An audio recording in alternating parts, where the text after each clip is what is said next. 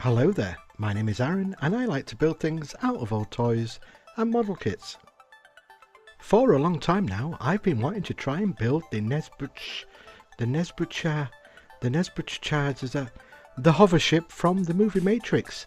So you know what that means. Let's start scratching that build. Whoever thought of that name for that spaceship needs the head looking at what this mic's on? Oh, bloody hell.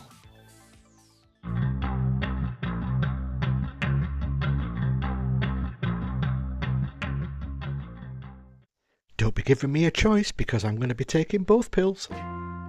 As you saw in the opening, I'm using an old Nerf gun dismantled and hastily glued back together simply because I lost all the screws for it. Some thin plasticard or styrene sheet is in order to fill some gaps. I simply trace around the part that needs covering and score the plastic and snap the piece out. Once I've got all the pieces, it's just a simple paste and glue. Well, not actually paste and glue, I'm gluing the plasticard to the... You get the idea.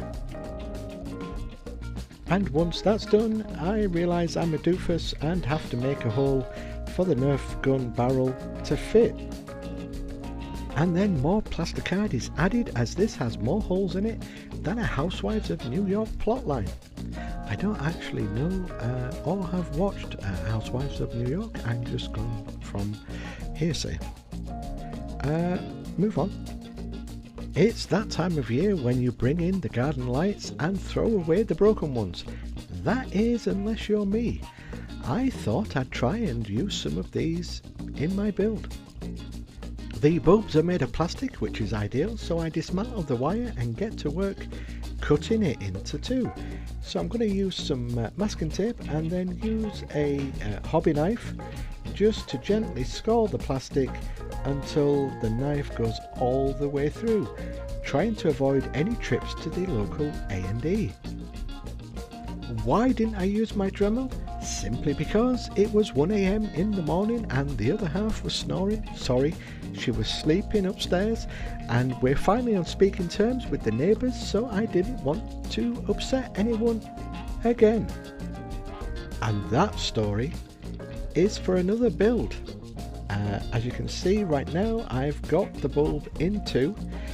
So what I'm going to do, I'm just going to trace it on some cardstock, which is just, cereal boxes, just so then it's going to have a bigger surface to stick to the actual Nerf gun. And then using another sharp knife, just cut around the bulb until the excess cardstock has been taken away. Once all that is done, I work out where I can easily fit the bulbs onto the Nerf toy. And while that is playing in the background, I'm going to do some shout outs to my awesome subscribers. If you want to see your name in a video, simply like and comment using the code word at the start and leave something inspiring or witty in the comment. I reply to all. With that out of the way, it's now time to add some more bulkage to the ship and maybe a cockpit as well. I'm just using offcuts of a plane to hide gaps and make the ship less Nerf toy and more badass hover ship. I have this 1/72 scale helicopter, nearly said hover ship then. The helicopter is going to find a new home on the ship, hopefully. Yes, that is bits of train that's going to be added because of the detail. I cut it down into two and then just stick it onto the ship. I have a fan who's on the fence on whether I'm just sticking plastic to plastic with no real idea, and that's why I think kitbashing is so much fun. It's all about using something designed for something else, used to make something entirely different. But he's right about I have no idea. Or do I? So there's the the hover ship. I'm not going to go too much on detail as the poker chips that I'm going to be using will cover most of the ship up. As most of my subscribers know, I'm one for recycling And the bits from inside the outdoor lights have a cool plastic cup that I think I can use to raise the poker chips from the body of the ship.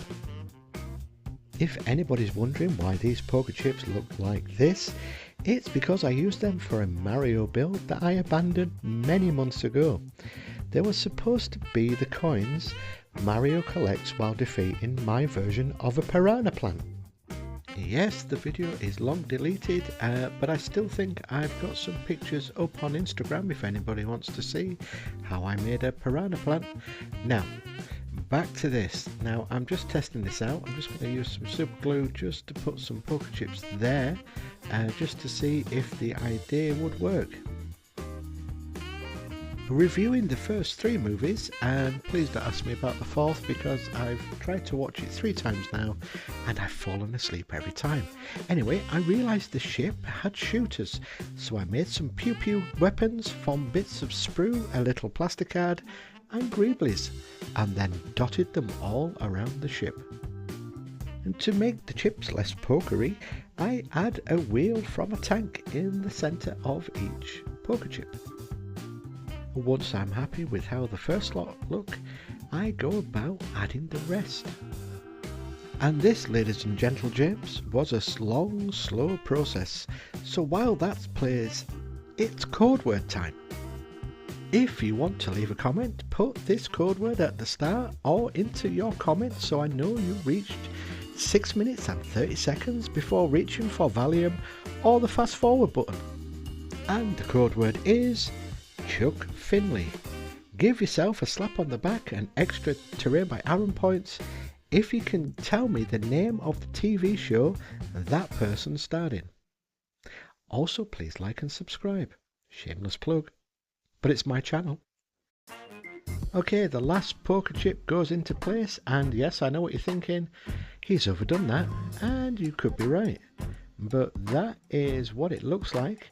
And yes, I totally agree, it looks like a lot of poker chips stuck to some piece of plastic. Anyway, let's get it on the turntable and get this primed up. Wait a minute, Mr. Aaron, sir. What's this tomfoolery? That isn't a turntable, you are correct. That is 5mm foam board. I'm going to cut it down and attempt to make a diorama for the hover ship. Here goes. I didn't want to spend a long time on the background as I didn't want it to merge into the model, so I cut up some offcuts of foam board and just glued them onto the wall. I trimmed down all the straight edges as best I could, as that idea came to me after I'd glued them to the board. To try and give a little detail, I used some sprues randomly cut to place all over the board. To seal it all, I'm using a cheap black acrylic paint mixed with Mod Podge and a lot of love. Why love, I hear you ask?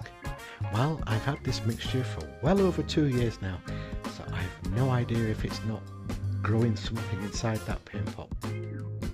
And while that dries, I turn my attention to lights. Now, I'm no expert, but I'm pretty sure I can solder some wires together without burning the workshop down. Wish me luck. And I'm pretty sure in this segment I could hear Spider-Man crying into his mug of tea, rolling his eyes disapprovingly. Now, go check out Spider-Man, since he's the whiz on everything electronics and a better solderer. He does things better than I can. With the lights done, it was time to tackle the thing I was dreading the most, the Sentinels that chased the the hover ship, basically. A quick look at reference photo before I break out the materials needed. Kitchen foil. I borrowed while the better half was at work. Now I'm no sculptor, so apologies in advance. After a lot of trial and error, which I edited out, you're welcome, I got to this stage, held together with masking tape and super glue. but that is going to be the Sentinels. As you can see, I'm doing the multi-vicar with the wire and poking it through the back end and up to the nose, so the light appears at the nose, kind of. I chose air dry clay simply because my oven clay was way too old for this. So after I struggled trying to get it out of the packet, I started sticking it onto my homemade Sentinels. While they're air dried by the fire, it was time to add a touch of colour to the diorama, so I used a dry brush of midnight blue. After that had dried, I wasn't happy with how it came out, so I opted for a dirty brown, made up of bits of leftover paints I just threw into anger, the name of my paintbrush. While the diorama dried, and the air dry clay deciding if it was going to dry this side of Christmas, I primed the Nebuchadnezzar, the hover ship, black. I decided to paint the ship green, or a light green, simply because I thought I already had too much black going on.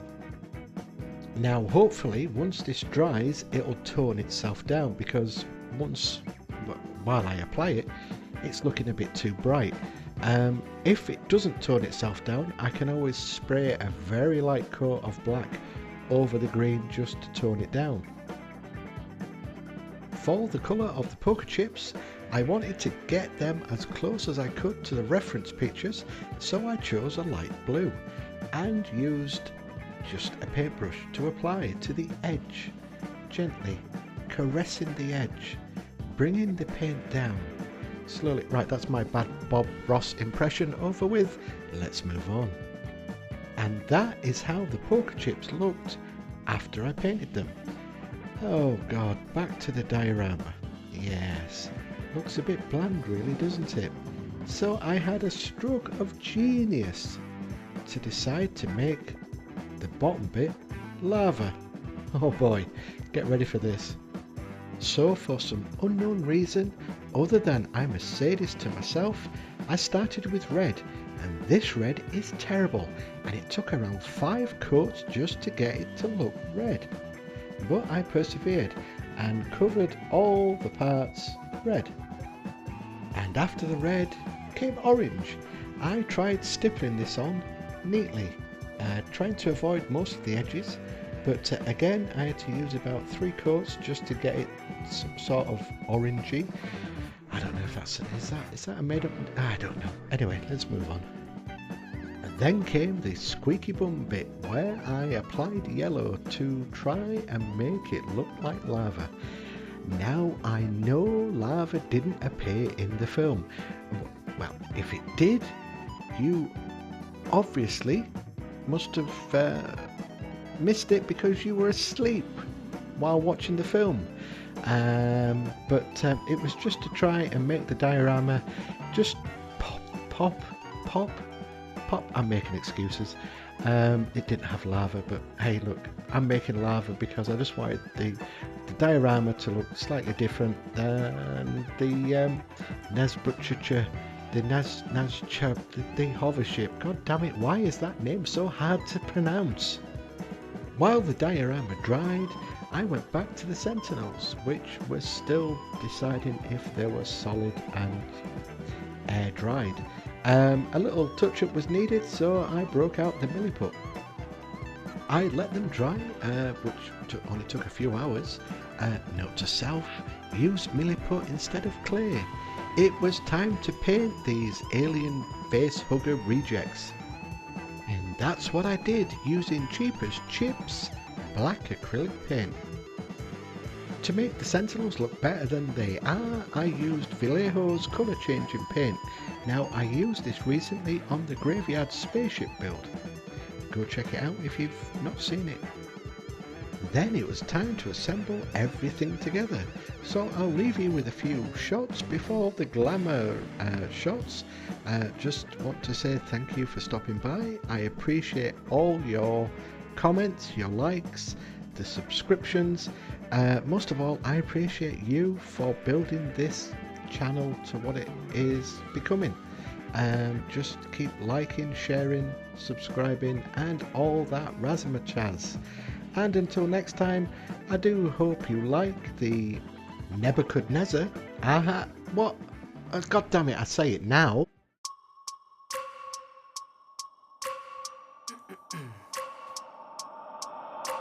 I wake up every minute with the fever dreams. I push my mind to a limit where it needs to be. I work blind, got vision I don't need to see. I'm picking mind over matter, I believe in me. I need to find more hours in the day to breathe. Need to find more power in the way I be. And when my mind turns sour with the painful scenes, I need to scream out loud, I can't stop me. I wanna be the greatest like Rocky. You know I leave them all hating like a hobby. I'm out here making moves like a lobby. And if you ain't with me, it's your loss, see. I got my mind on the facts, I'm a python, grab what I like real fast. Choke until I have everything I attack, everything that I lack, everything that I want, and I see, matter of fact. I'm my own worst enemy. Only if I let it be. I can control anything if I can just think carefully. I control my destiny. Deep up in my mind I manifest it. Every morning I wake up obsessed, and everything I do the best. And deep within my mind, you know I'll always manifest it.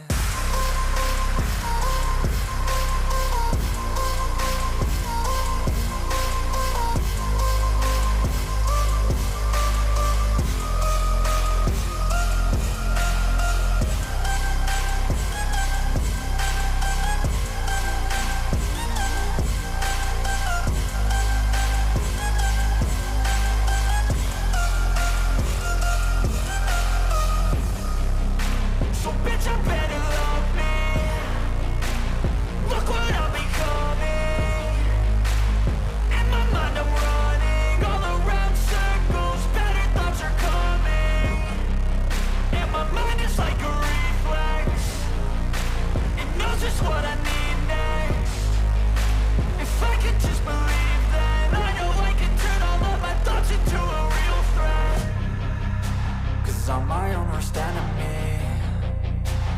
Only if I let it be.